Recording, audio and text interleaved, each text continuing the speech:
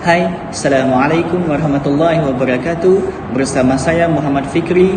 Jom kita belajar kerana ilmu Allah itu luas.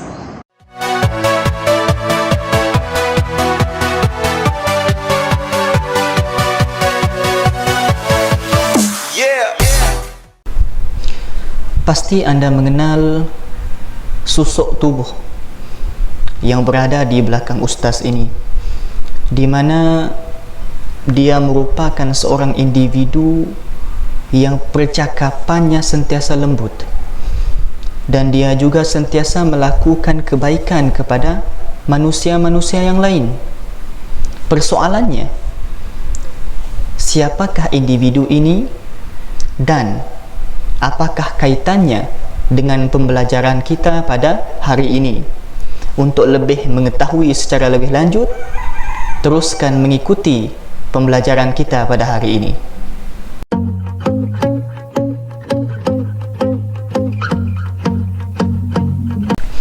Assalamualaikum warahmatullahi wabarakatuh. Alhamdulillahirabbil alamin, wassalatu wassalamu ala asyrafil anbiya'i wal mursalin wa ala alihi wa sahbihi ajma'in. Baik, apa kabar diucapkan kepada anak murid ustaz? Semoga sentiasa berada dalam keadaan sehat dan dalam rahmat Allah. Baik, insyaAllah pada hari ini kita teruskan pembelajaran kita dalam bidang sirah, tajuk meneladani sifat tabligh Nabi Muhammad sallallahu alaihi wasallam. Anda boleh merujuk kepada buku teks muka surat 108 dan pastikan buku ini berada di hadapan anda supaya lebih memahami isi pembelajaran kita pada hari ini. Baik, apakah kaitan tajuk ini dengan gambar yang ustaz tunjukkan sebentar tadi? Kalau kita melihat kepada individu yang bernama Ustaz Ebit Liu, dari segi percakapannya, bagaimana Ustaz Ebit Liu mendekati manusia-manusia yang lain,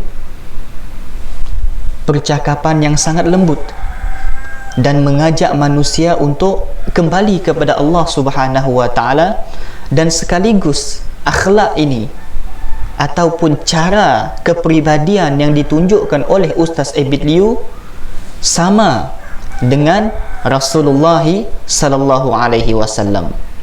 Bertepatan dengan tajuk kita pada hari ini, iaitu sifat tabligh Nabi Muhammad sallallahu alaihi wasallam. Baik, sebelum itu kita melihat dulu apakah objektif pembelajaran ataupun apakah yang akan kamu dapat daripada pembelajaran kita pada hari ini. Antara objektif pembelajaran kita ialah yang pertama, kamu boleh mengetahui maksud sifat tabligh. Yang kedua, kamu mengetahui hadis Nabi Muhammad tentang menyampaikan ajaran Islam. Yang ketiga, kamu boleh mengetahui keunggulan sifat tabligh Nabi Muhammad sallallahu alaihi wasallam. Dan yang terakhir, kamu boleh mengetahui kepentingan Nabi Muhammad bersifat tabligh. Baik, apakah yang dimaksudkan dengan tabligh? Apa itu tabligh? Kamu boleh tengok di dalam buku kamu itu ada maksud tabligh. Tabligh bermaksud menyampaikan. Tabligh merupakan salah satu sifat wajib para nabi. Mereka menyampaikan wahyu yang diterima daripada Allah kepada umat mereka. Maksudnya di sini tabligh adalah sifat yang wajib ada pada setiap nabi, yang bermaksud menyampaikan. Semua nabi wajib menyampaikan apa yang telah diperintahkan oleh Allah Subhanahu wa taala. Dan tabligh ini, adik-adik, anak-anak murid yang dirahmati Allah, tabligh ini merupakan salah satu sifat wajib yang ada pada setiap nabi. Persoalannya, berapakah sifat wajib yang mesti ada pada nabi? Sifat wajib bagi Nabi ada 4. Kamu boleh tengok di tepi ini ada 4 sifat wajib yang mesti ada pada seorang Nabi. Yang pertama, fatonah, ataupun bermaksud bijaksana. Yang kedua ialah amanah. Yang ketiga, siddiq, yang bermaksud benar ataupun yang boleh dipercayai. Dan yang keempat, tabligh, yang bermaksud menyampaikan. Jadi inilah yang akan kita pelajari pada hari ini. Sifat yang keempat iaitu tabligh, yang bermaksud menyampaikan. Setiap Nabi wajib menyampaikan wahyu ataupun perintah yang diturunkan oleh Allah Subhanahu wa ta'ala. Baik, seterusnya cuba kamu lihat kepada slide ini, di mana dia menjelaskan bahawa Nabi Muhammad gigih berdakwah, menyampaikan ajaran Islam walaupun menerima tentangan hebat daripada kaum musyrikin. Nabi Muhammad, walau bagaimanapun keadaan, walau bagaimanapun halangan yang diterima oleh Nabi Muhammad sallallahu alaihi wasallam, Nabi Muhammad tetap tidak berputus asa untuk menyampaikan Islam kepada manusia lain, kepada umat lain. Dan kita juga, kita ini sebagai orang Islam, sebagai umat Nabi Muhammad sallallahu alaihi wasallam, kita juga bertanggungjawab menyampaikan ajaran Islam kepada orang lain. Sampaikan apa yang telah diperintahkan oleh Nabi kepada kita, walaupun sedikit. Kita melihat juga kepada dalil ataupun satu hadis Nabi tentang menyampaikan ajaran Islam, di mana Nabi sallallahu alaihi wasallam bersabda, "Ballighu anni walau ayah." Sampaikan daripadaku walaupun sepotong ayat. Daripada hadis ini menggalakkan kita supaya menyampaikan dakwah ataupun menyampaikan Islam kepada orang lain walaupun sepotong ayat. Hadis daripada Rasulullah sallallahu alaihi wasallam yang diriwayatkan oleh Imam Bukhari. Baik, seterusnya kita melihat pula kepada keunggulan sifat tabligh Nabi Muhammad sallallahu alaihi wasallam. Bagaimana Nabi meletakkan ataupun sifat tabligh Nabi itu ditonjolkan dalam pelbagai peristiwa-peristiwa yang berlaku kepada Rasulullah sallallahu alaihi wasallam. Okey, tengok, yang pertama ialah ketika Nabi berdakwah secara rahsia ataupun berdakwah secara sulit. Pada ketika ini Islam itu belum tersebar lagi. Dan selepas Nabi menerima wahyu daripada Allah Subhanahu wa ta'ala, Nabi terus menyampaikan Islam, tetapi pada permulaannya secara rahsia ataupun secara tersembunyi. Di mana dakwah Nabi itu ialah kepada orang yang rapat dengan Rasulullah, keluarga yang rapat dengan Rasulullah. Dan daripada dakwah secara sembunyi tersebut, maka ada beberapa individu, ada beberapa manusia yang memeluk agama Islam. Antaranya ialah siapa? Iaitu Khadijah binti Khuwailid, merupakan isteri Nabi Muhammad sallallahu alaihi wasallam.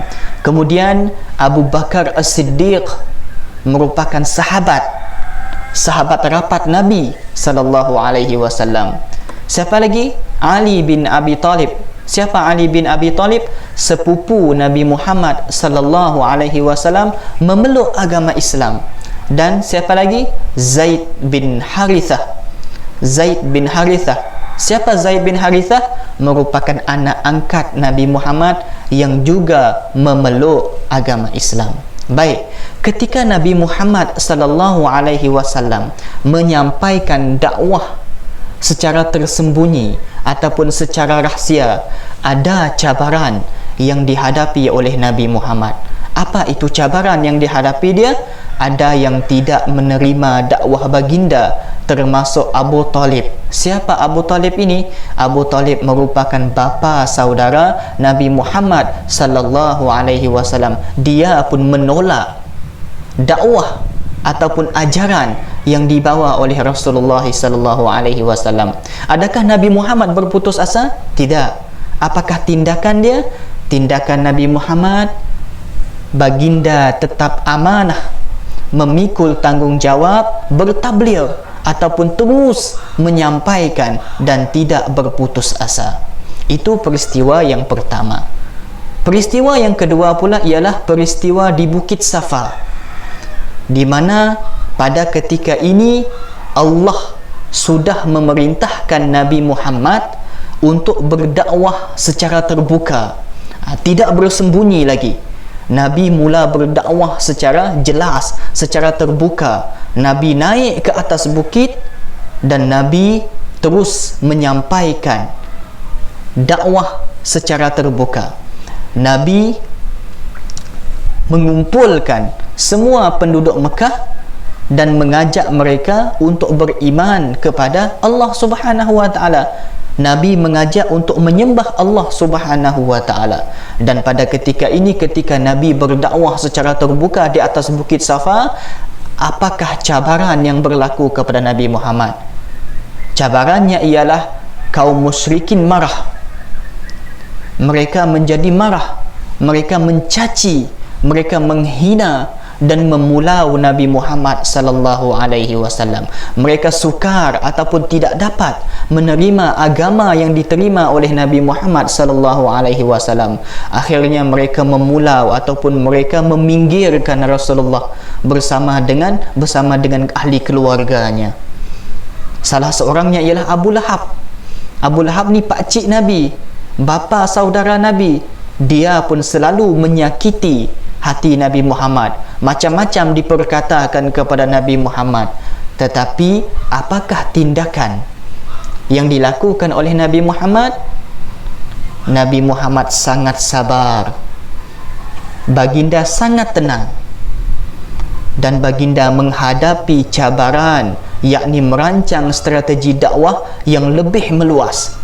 Nabi tidak berputus asa walaupun ditentang habis-habisan, bahkan ditentang oleh pakciknya sekalipun. Dia tetap menyebarkan ataupun tabligh, terus menyampaikan ajaran Islam secara lebih meluas. Seterusnya ialah peristiwa yang ketiga yang menunjukkan keunggulan sifat tabligh Nabi Muhammad sallallahu alaihi wasallam, iaitu ketika Nabi Muhammad pergi ke Taif. Nabi pergi ke Taif untuk menyampaikan dakwah Islamiah. Nabi pergi ke Taif bersama dengan anak angkatnya Zaid bin Harithah. Ketika berada di Taif, baginda mengajak berdakwah kepada penduduk Taif, menyampaikan Islam dan mengajak mereka untuk beriman kepada Allah Subhanahu wa taala. Tapi apakah yang berlaku di Taif? Ternyata apabila Nabi berdakwah ataupun menyampaikan, yakni tabligh, menyampaikan Islam di Taif, Nabi diejek, Nabi dihina, dan Nabi dilontarkan dengan batu sehinggalah cedera dan berdarah Nabi.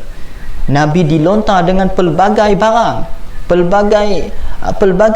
barang yang keras sehingga akan berdarah tubuh Nabi Muhammad sallallahu alaihi wasallam dan Nabi tercedera. Dan apakah tindakan Nabi Muhammad?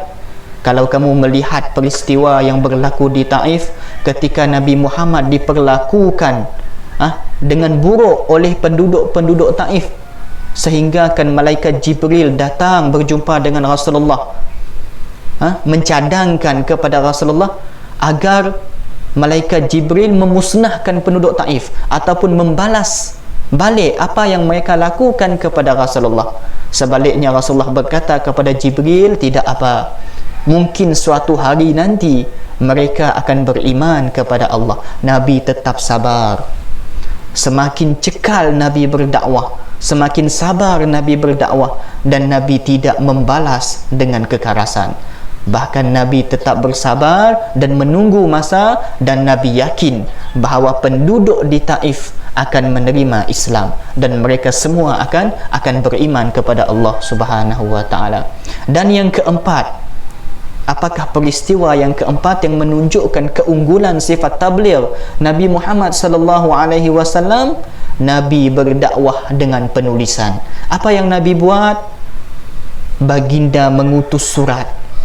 Nabi tulis surat, dan surat tersebut disampaikan kepada raja dan penguasa ataupun pemimpin negara seperti Raja Rom, Raja Habsyah, dan juga Raja Parsi dan Mesir.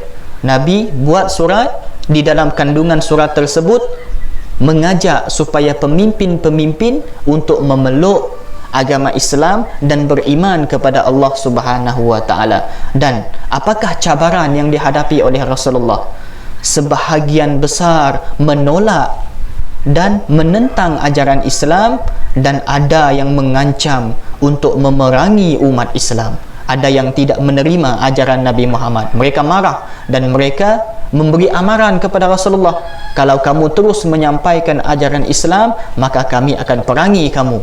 Itulah antara cabaran yang dihadapi oleh Rasulullah. Dan apakah tindakan Nabi? Apakah yang Nabi buat selepas menerima cabaran daripada pemimpin-pemimpin?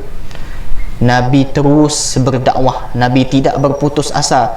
Nabi terus berdakwah, dan terus negara Madinah diperkukuhkan, menguatkan negara Madinah.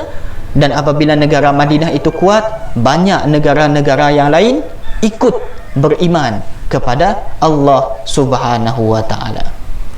Baik, apakah kepentingan Nabi Muhammad sallallahu alaihi wasallam bersifat tabligh? Daripada penyampaian Nabi tadi, Nabi berusaha menyampaikan Islam kepada orang lain. Apakah kepentingan dia? Yang pertama ialah ajaran Islam tersebar luas. Nabi tidak berputus asa menyampaikan dakwah, dan ternyata daripada kesabaran yang ada pada Rasulullah, maka ajaran Islam terus tersebar secara meluas. Yang kedua, semakin banyak meninggalkan penyembahan berhala. Apabila Nabi menyampaikan dakwah dan semakin ramai manusia yang mengikuti Nabi Muhammad, maka pada ketika itu semakin kurang manusia menyembah berhala. Ramai yang mengikuti Nabi Muhammad sallallahu alaihi wasallam. Yang ketiga, akhlak mulia diamalkan dalam kehidupan. Melihat keadaan Nabi Muhammad yang penuh dengan kesabaran, menyampaikan Islam dengan penuh kekuatan, dengan penuh semangat, maka di situ Nabi terus menerapkan akhlak di dalam Islam dan diikuti oleh semua manusia, semua penduduk Mekah. Dan akhirnya akhlak mulia itu dapat diamalkan dalam kehidupan. Mereka terus melakukan akhlak-akhlak yang baik, seperti akhlak yang dituntut oleh Allah Subhanahu wa taala. Dan yang terakhir adalah amalan jahiliyah seperti menilik nasib dihapuskan. Semakin ramai yang mengikuti Rasulullah, semakin ramai yang memeluk agama Islam, maka perlahan-lahan amalan-amalan yang pernah dilakukan sebelum kedatangan Islam ditinggalkan satu persatu, termasuklah seperti menilik nasib dihapuskan oleh Rasulullah sallallahu alaihi wasallam. Maka itulah pembelajaran kita pada hari ini. Semoga memberi manfaat dan ilmu kepada kamu tentang salah satu sifat wajib bagi Nabi, iaitu tabligh, yang bermaksud menyampaikan. Maka kita sebagai orang Islam, sebagai umat Islam, perlu mengikuti sifat-sifat yang ada pada Rasulullah, terus menyampaikan Islam kepada orang lain. Sekian, wassalamualaikum warahmatullahi wabarakatuh.